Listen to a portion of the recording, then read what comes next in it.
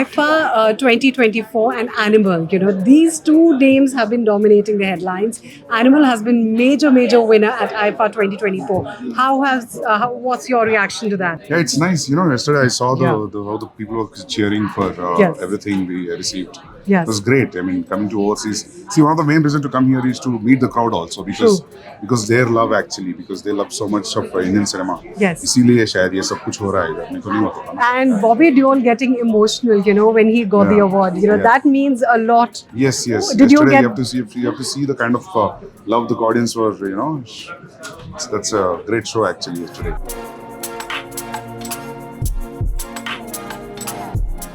Thank you so much for your time.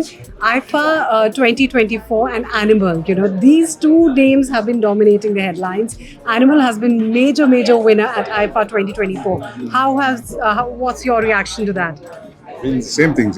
Feeling excited, feeling happy. Yeah, nice. Yeah. And with audiences, I mean, the appreciation is not just coming from India, but also the world over. Yeah. What sort of reactions have you been getting from UAE? Yeah, it's nice. Yesterday I saw Yeah. how the people were cheering for Yes. everything we received. Yes. It was great. I mean, coming to overseas.